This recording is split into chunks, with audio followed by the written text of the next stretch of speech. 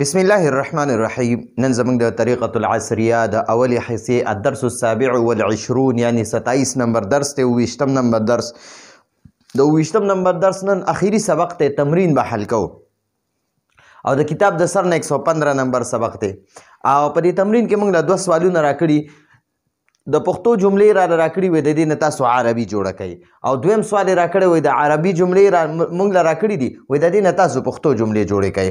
نو اول د پښتو نه موږ عربي جوړو. پښتو کې وي فاطمه ته دلته نه پاسه اے فاطمه اے فاطمه دا اے به ورسره دلته ولیکو اے فاطمه ته دلته نه پاسه دلته نه. نو دلته نه معنی ده من هنا معنی ده دلته نه او اے فاطمه یا فاطمه تو یا فاطمه اے فاطمه یا فاطمه تو ته دلته نه پاسه. نو قومي ته پاسه قومي ته پاسه من هنا دلته نه من هنا دلته نه. نو قومي من هنا ته دلته نه پاسه یا فاطمه تو یا فاطمه تو قومي من هنا ته دلته نه پاسه او په کرسی کېنه او ته په کرسی کېنه وجلسی او ته کېنه علی الکرسی کرسی باندې یا په کرسی باندې. زینب سحر سکول ته ځي زینب سحر سکول ته ځي. نو زینب تذهبو زینب ځي الی المدرسة مدرسې ته صباحا سحر صباحا معنی ده سحر او مساء معنی ده ماښام او ماښام کور ته واپس راځي او ماښام کور ته واپس راځي. وترجعو او واپس او هغه واپس راځي الی البیت کور ته مساء ماښام. ٹھیک شو جی او ماښام کور ته واپس راځي. وترجع الى البيت مساء وترجع الى البيت مساء. هغه مونځ کوي هغه مونځ کوي هي معنی ده هغه تصلي مونځ کوي هي تصلي هغه مونځ کوي هي تصلي هغه مونځ کوي. او که صرف دا هي ته لري کې او تصلي ووایې که نه تصلي نو د تصلي معنی هم ده هغه مونځ کوي او د قرآن کریم تلاوت کوي او هغه د قرآن کریم تلاوت کوي. وتتلو القرآن وتتلو او هغه تلاوت کوي القرآن د قرآن. ماشومه خپل مور طرف ته ځي یعنی ماشومه خپل مور خواله ځي یعنی مور لځي. نو مونږ باید دا الطفلة ماشومه تمشي ځي تمشي هغه ځي الى امها خپل مور طرف ته یا خپل مور لا خپل مور لځي یا خپل مور طرف ته ځي. الى معنی ته لم کولی شي او طرف تم کولی شي. نو که ته وایې چې یاره تمشي هغه ځي الى امها خپل مور لا خپل مور لا. امها معنی ده خپله مور امها خپله مور مور ته وایي او ها معنی ورسره خپله وکړه نو خپله مور.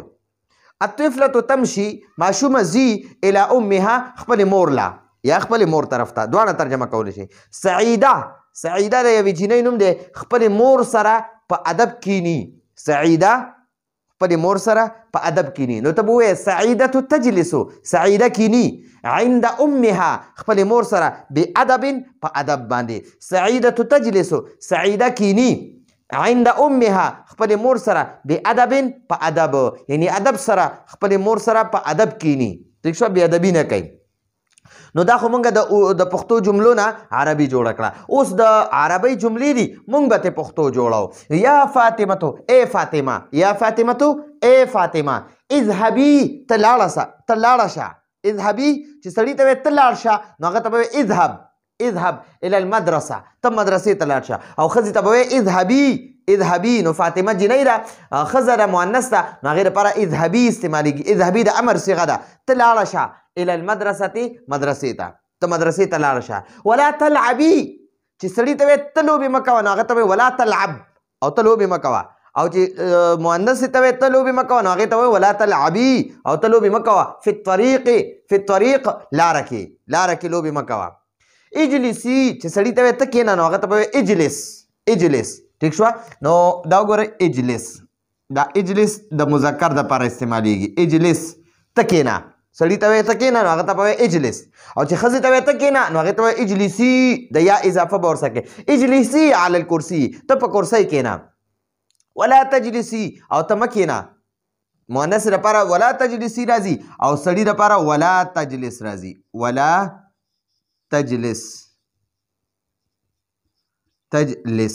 نو ولا تجلس نه دی دا د سړي دپاره راځي چې ته سړي ته وایې ته مه کښېنه نو هغه ته به وایې ولا تجلس او که ښځې ته وایې ته مه کښېنه نو هغې ته به وایې ولا تجلسي او ته مه کښېنه علی الارض په ځمکه دلته وای اجلسي على الكرسي ته په کرسۍ کېنه ولا تجلسي على الارض ته په ځمکه مه کېنه ټیک شوه سعیدتو سعیده تدخلو داخلیږي الفصل کلاس ته ټیک شوه سعیده کلاس ته داخلیږي یعنی کلاس ته ننوځي وتجلسو او هغه کینی بادب په ادب یعنی کلاس ته داخلیږي او په ادب کینی وتجلسو بادب او هغه په ادب باندې کینی وتقرأ الكتاب وتقرأ او هغه کتاب وایي وتقرأ او هغه وایي الكتاب کتاب وتقرأ الكتاب او هغه کتاب وایي انت یا نعیمتو انت د مذکر دپاره انت راځي او د مؤنث لپاره انت راځي انت معنا ده ته یو سړی او انت معنا ده ته یوه ښځه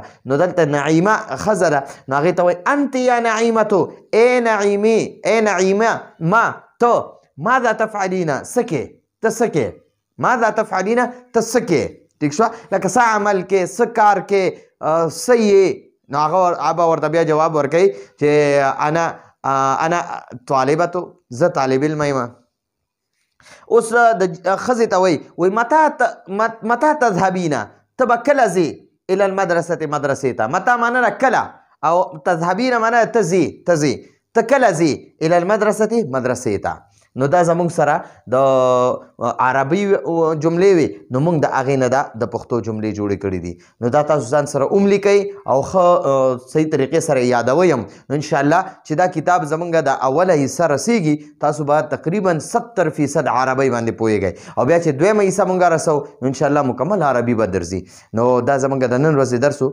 راتلونکي درس پر اجازت غواړو هذا هو المرام والله اعلم بحقیقة الكلام